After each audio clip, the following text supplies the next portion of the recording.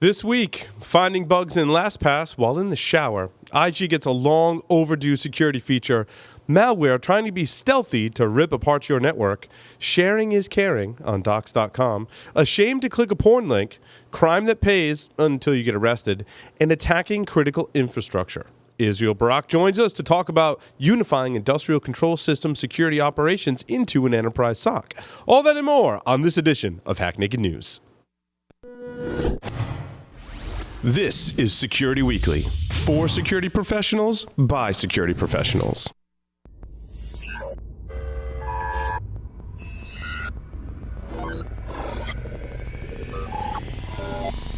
Broadcasting live from G-Unit Studios in Rhode Island, it's the show that brings you the security news each week. And despite popular belief, we do wear pants. It's Hack Naked News.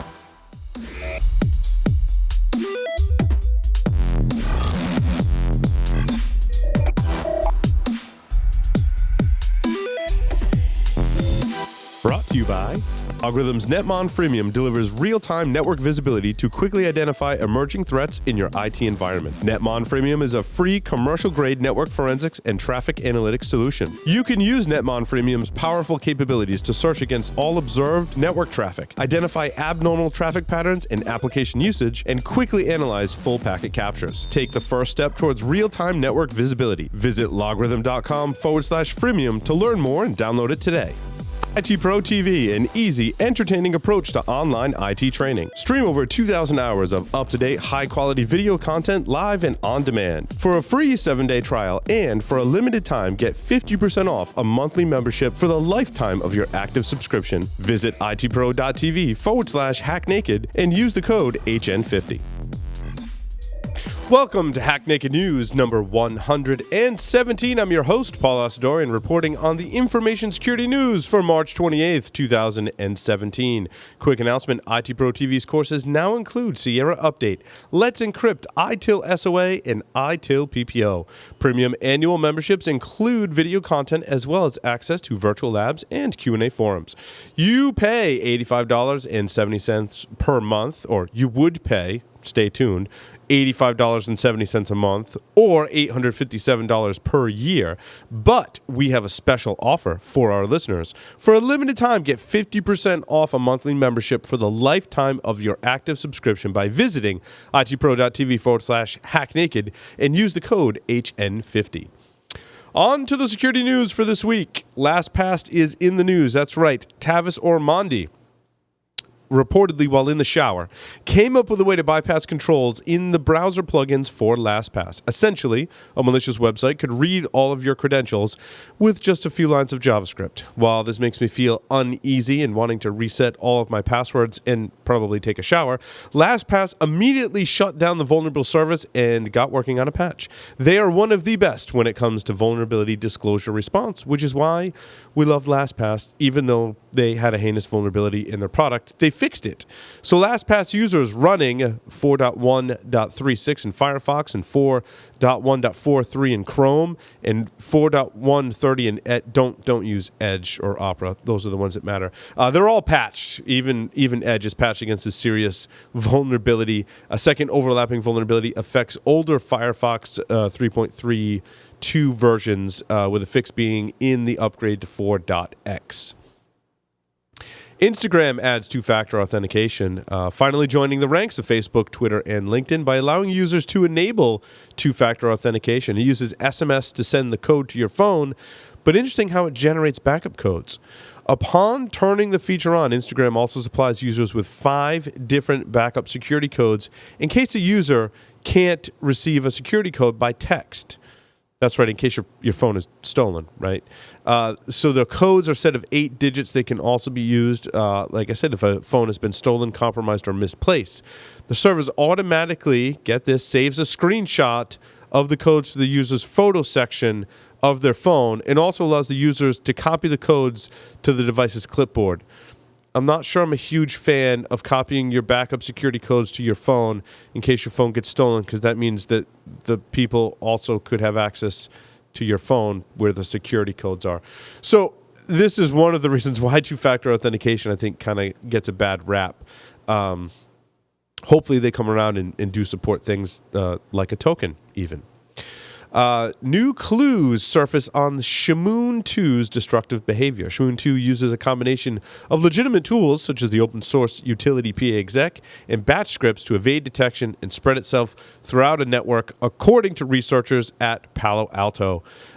Distract is the Shamoon malware component known for its hallmark destructive behavior, where it spreads through the company's network and overwrites the master boot record on every computer it finds. Just like the viruses that used to spread on 3 1/4-inch floppies. Wow, taking me back. Wow, there are components of Meterpreter in there as well, which should be pretty easily detectable by most endpoint security companies, such as Cybereason.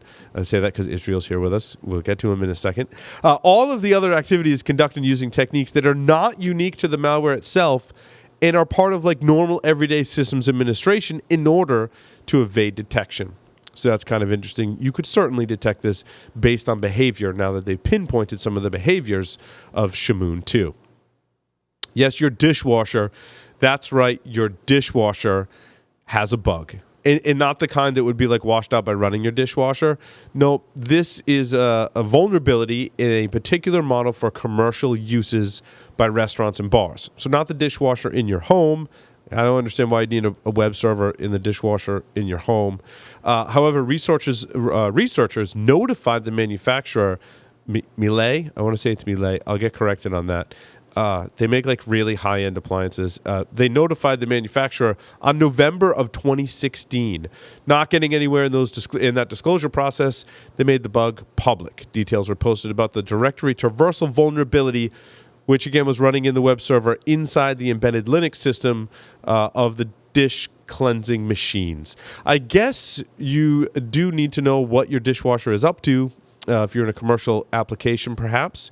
And IoT is here to save you or screw you at the same time. No word on just how clean the exploit is at this time, though the researchers did show the retrieval of the /etc/shadow file, which is just dirty. Docs.com is in trouble. You may have leaked passwords if you put them on docs.com. I mean, if you put files with passwords in them on a public site. Anyway, hooray for document sharing. If you're conducting phishing or social engineering attacks against an organization, this is probably where you want it to look. Microsoft Docs.com, which has been temporarily shut down. So if you didn't get the documents by now, you can probably find some still cached out there. But Microsoft did shut down the service. Was found to host a massive trove of sensitive information, such as users' passwords, social security numbers, and more. The problem was twofold. First, thousands of people from Office 365 subscribers to others with a Microsoft single sign-on account were marking sensitive documents as non-public. And secondly, Microsoft is helpful and included a search bar of the public available documents. The internet is hard, but sharing your sensitive information apparently is easy if you were using Docs.com.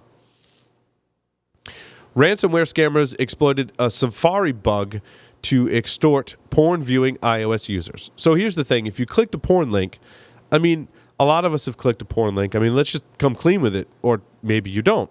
In this particular ruse, it enticed you with some porn, then created a loop in your browser that continually asked you for payment. However, it was the lamest ransomware ever, as clearing your browser cache did the trick to get rid of it. However, some people were too ashamed to admit they had clicked on a porn link and paid the ransom to make it go away. Lessons learned here: don't click on stuff, and don't be afraid to tell your computer security nerd friends that you were trying to look at porn. It's okay. We won't judge. A 48-year-old man was accusing of whaling two U.S. tech leviathans out of $100 million. Who says crime doesn't pay? Well, I mean, until you get caught. This is a great quote from the article, which sums it up nicely. Acting U.S. Attorney June Kim said, from half a world away, I'm going to butcher the name, of Vladis Rimasauskas, sorta, allegedly targeted multinational internet companies and tricked their agents and employees into wiring over $100 million to overseas bank accounts under his control. This case should serve as a wake-up call to companies, even the most sophisticated, that they too can be victims of phishing attacks by cyber criminals. Hackers are already targeting our critical infrastructure, but not a huge deal, according to Robert Lee, an ICS, Industrial Control System Security expert, who says we won't likely see a cyber Pearl Harbor anytime soon. In an upcoming paper that Lee is previewing at an infrastructure hacking conference, he will reveal 2 new malware samples and campaigns found targeting ICS facilities. One used a PDF of a document about nuclear material management, which was laced with malware. And the second one pretends to be legitimate software to target Siemens programmable logic controllers, or PLCs. Essentially, the computers that control how industrial control systems operate. The malicious Siemens malware infected 10 sites across the world, mostly in the U.S., but also Europe and China, according to Lee. Now, here to talk a little more about ICS security and the integration of IT and OT is Israel Barak, the Chief Information Security Officer for Cybereason. But first, a word from our sponsors.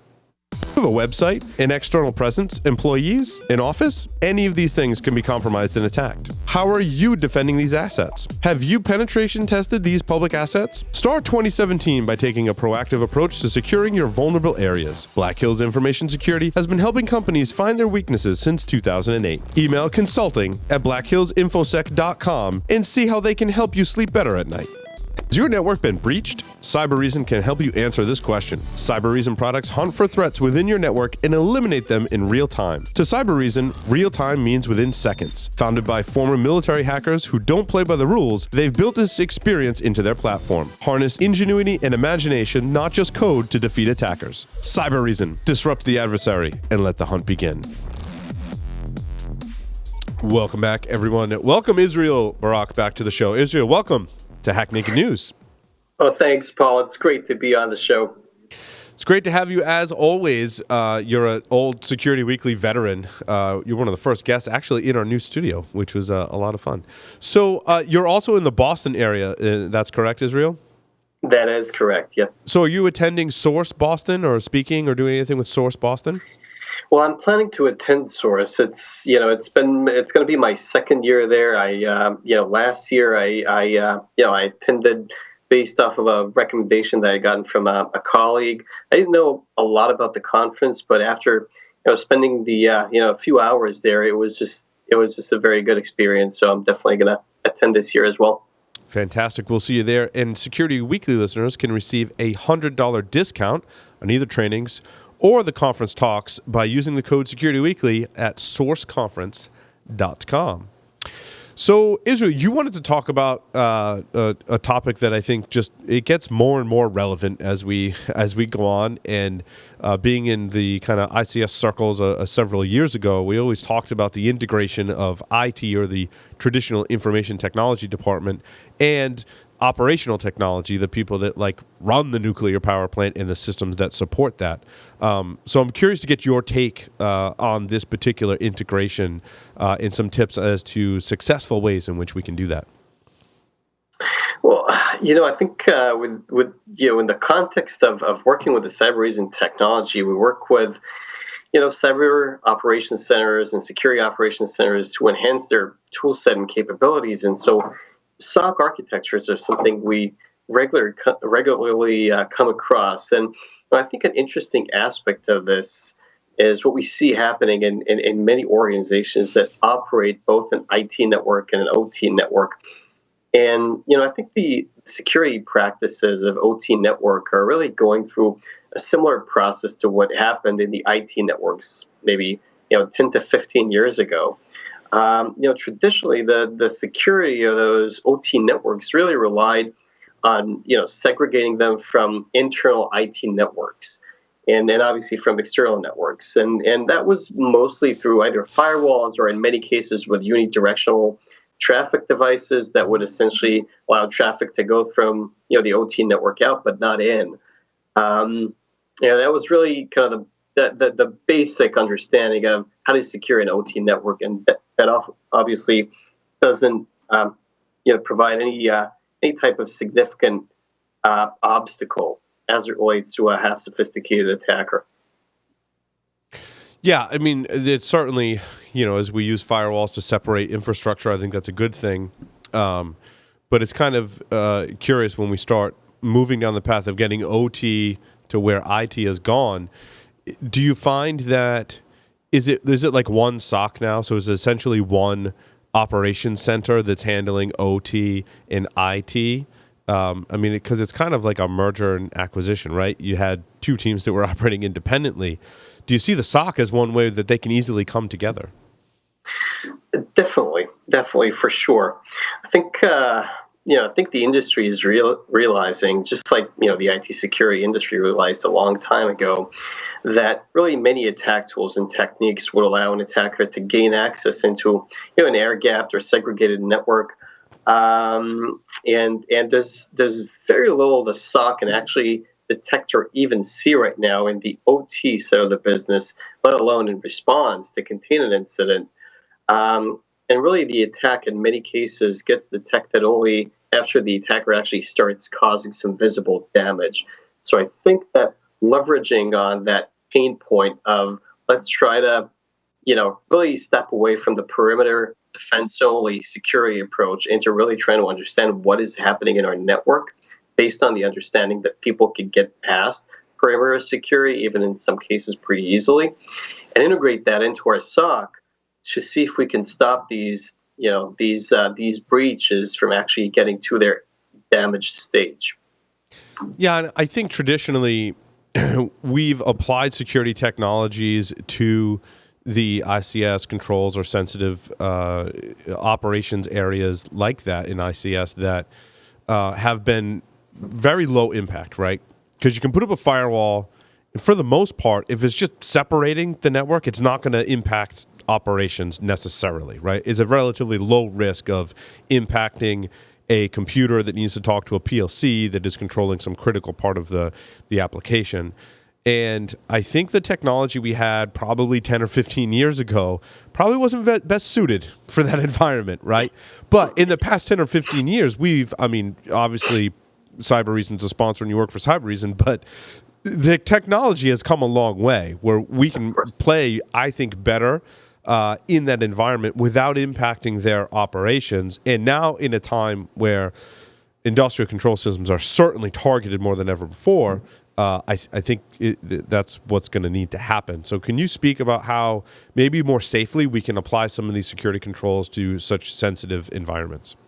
Well, of course, I think that in many cases, we're seeing that, whilst a portion of the equipment in the OT network is obviously still proprietary network protocols, non-standardized operating systems, not necessarily something that you can easily integrate into a SOC.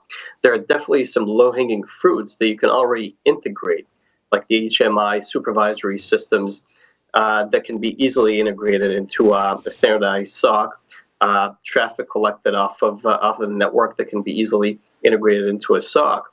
And you can take actions in response to an incident that was detected in an early stage to disrupt it without really jeopardizing any of the OT network operations. So, for example, you mentioned, we talked about Shamoon, and you mentioned it earlier in the show, which is Shamoon and its payload are, it's a wiper, right? And it's rather common in the Persian Gulf and in Saudi Arabia. It's been launched against multiple manufacturing and production networks in the area, and it's sometimes attributed to Iranian nation-state cyber operations. But the reality is, if you have the right visibility into your industrial control system environment, this can be caught and disrupted very early on in its process, as it's dumping credentials, as it's laterally moving with PSExec, way before it actually reaches a stage where it has spread to the extent that it actually wanted to spread as far as it could, and it actually reaches its damage stage, right, where it actually starts shutting down those machines. And that can be detected and disrupted fairly easily by simple things as shutting down and quarantining those processes, things that we've learned to accept as that are best practices in IT networks. It's just that in OT networks, they haven't been fully assimilated into the organization's processes. Yeah, certainly malware tends to have a different signature than an administrator using a tool. And while they do use the same tools to evade detection, It's how they're using that can often either on the system, on the network, or within the logs be able to be detected like that, which I think is important to point out. Exactly. Exactly. Now, have you found, Israel, that places that are in charge of some kind of infrastructure, critical infrastructure, are they now more willing to have software on some of their endpoints to protect them than they were before? I know before, like 10, 15 years ago, they were like, no way. But we just talked about an attack where inside of a PDF, there was a malicious payload that was specifically targeting critical infrastructure. So have you seen kind of the progression into it be more accepting? Yes, we're definitely seeing more and more of it. Obviously, there's regulation and there's control processes that you have to go through, and you want to make sure that you keep the environment as stable as it was before the introduction of the new tool, and everything it goes through this a standardized and stable change control process. But we're seeing a lot more acceptance today to introduce these, both visibility and detection tools into those environments to allow an integrated SOC to have an ability to detect and respond to an incident, at least based on some of the more standardized components of the OT network. Fantastic. Now, Cybereason, you folks still have a free ransomware tool, is that correct? That is correct. It's actually been gaining a lot of traction. We've had hundreds of thousands of downloads in the past couple of months, and we basically try to quantify the value of the tool based on how much ransom payments we believe the tool actually saved people from paying. That's a good measure.